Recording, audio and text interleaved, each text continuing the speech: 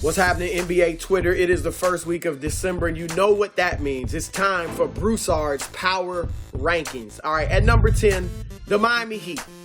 They're having a nice little season. They're 14-5. They've been beating up on the bad teams, as they should, and losing to the more talented teams, the Philadelphias, the Houstons, the Los Angeles Lakers.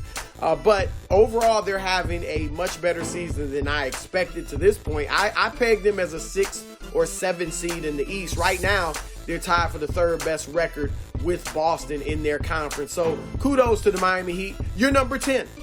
Number 9, the Boston Celtics. They were playing really great basketball earlier in the year. They kind of come back to earth. They lost 4 of their last 8 games. And look no further than Kemba Walker for their struggles recently. Obviously, they missed Gordon Hayward. He's out too.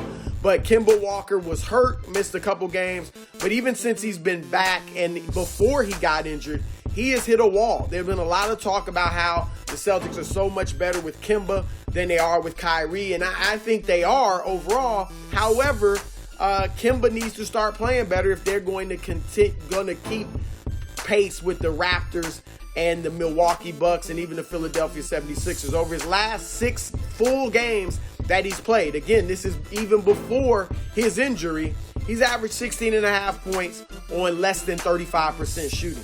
They can't have that if they're going to be what a lot of people think they should. At number 8, the aforementioned Philadelphia 76ers.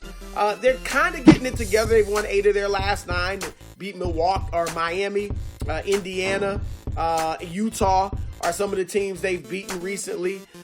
Joel Embiid, I can't even fathom how a player of his caliber can go scoreless in a game as he did last week, but he did come back with a vengeance. In the 3 games after that, he averaged 30 points and almost 15 rebounds a game. I also need more from Ben Simmons. I need more aggressiveness. 13 points a game is not enough. I know you're a passer, you defend well and all that, but I need Ben to stay aggressive if this team is going to contend for the Eastern Conference Championship. At number 7, the Houston Rockets. They are a light show.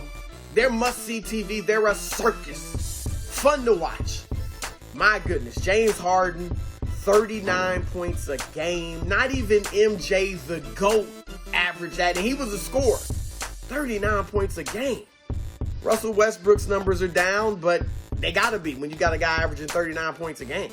You're not going to win a championship that way, but it's fun in the regular season. They're going to win 50-plus games, be dangerous on, any given night. They can beat anybody. Defense has actually improved over the last 3 weeks or so. They're playing good defense, or, much better. They are what I thought they were. They are dangerous. They are fun to watch. They are exciting. They are volatile. They're number 7. Congratulations. And they'll probably stay around there. All right, number 6, the Denver Nuggets. I don't even think they're playing their best basketball. But yet they're 6-1 against teams with a 500 or better record. That's the best in the league against winning teams. I get it. They have the home court advantage with the altitude and all that, but still, got to give them credit. They are a team. Mike Malone has been playing real team basketball. They share the rock, and it could be a different guy on any night. And here's the thing. Their best player isn't even playing his best basketball, Nikola Jokic. His numbers are down in scoring, rebounding, assists, field goal percentage, and 3-point field goal percentage. So he's not even gotten it going yet. I assume he will. And once he does, they will be even more dangerous and should rise up and could rise up in these power rankings. Number 5. I never thought I'd say this, but the Dallas Mavericks. The Dallas Mavericks. Luka legend. That's what I'm calling him. I said he's like Larry Bird. Larry was Larry legend. He's Luka legend. He is kind of doing this as a one-man show. No disrespect to Tim Hardaway Jr. and the rest of the supporting cast. They're doing their roles well. They got a second guy, Kristaps Porzingis, but he's not playing at an all-star level. So Luka is largely, again, with all due respect, a one-man show. 30 points, 9 assists, 9 rebounds. And in the past 3 weeks, Luka and the Mavericks have beaten LeBron, AD, and the Lakers, Harden, Westbrook, and the Rockets, and the Toronto Raptors. I mean, Luka is a bad boy, period. The end. And he's second in the MVP voting in my book, behind Giannis. The future is going to be wild with this guy. All right, number 4, Toronto Raptors. It has become abundantly clear that it was not just Kawhi. It was not just Kawhi Leonard. He had a squad with him. And he had some good coaching, too, with Nick Nurse. I mean, Pascal Siakam, who I said would be the breakout player of the year, and is, has essentially become their Kawhi. 25.5 points, 8.5 rebounds, 4 assists a game. Basically the numbers Kawhi put up last year. Field goal percentage a little lower than Kawhi's. 3-point percentage a little higher than Kawhi. So it's a wash. I'm not saying he's as good as Kawhi, because he's not. But he is tough. This dude is legit. He's a star. Maybe en route to becoming a superstar. They won 7 straight games. Fred VanVleet is playing great basketball. And they got depth. And here's the thing. They are doing this largely without Serge Ibaka and Kyle Lowry, 2 of their best players. And they're one of 2 teams with Milwaukee in the top 5 in offense and in defense. I mean, they're legit. The Raptors, number 4. At number 3, the Los Angeles Clippers. They have had the most impressive start to the season thus far of any team in the league, because they're 15-6 and Kawhi Leonard's missed 6 games and Paul George has missed 11. And yet they have still beaten the Lakers, the Jazz, the Raptors, and the Mavericks, all by double figures. And then they've also beaten the Celtics and the Rockets. I mean, no team in the league has that list of victims. They have bodied all of them. Only top team they didn't beat was Milwaukee, but Kawhi and Paul George didn't play. And they only lost that one by a few points.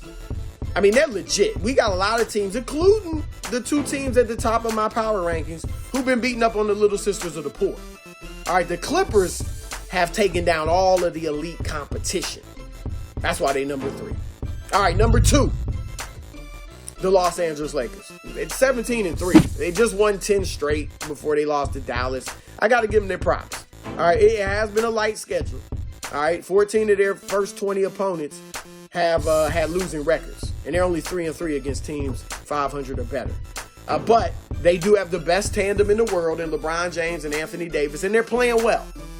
And they do have a cast of supporting characters who are savvy, who have high basketball IQ, who are skilled, who defend, and who have accepted their roles. Their chemistry is great. No drama. I love it. I know some media, they love when LeBron has all this drama. I like it like it is. All right? They're playing well. They're well coached, too. But I can't wait to see them play some heavyweights, because they just pounding on a bunch of chumps right now. So we'll see what they're really made of when they start playing the big dogs. And at number 1, the biggest dog of them all, the Milwaukee Bucks. 18-3, best record in the league. They've won 12 straight games. Giannis is picking up where he left off last year. Actually a little better, because now he's actually hitting the 3 a bit. They are tough, and they do it in every which way. They're second in the league in fast break points. They're third in the league in points in the paint, and they're third in the league in 3-pointers made. That's scoring every way you can. All right, and they are legitimate. They're beating teams by 12 points a game. I mean, what's not to like about the Milwaukee Bucks? Let me answer that for you. Nothing. That's why they're number 1 in Broussard's power rankings.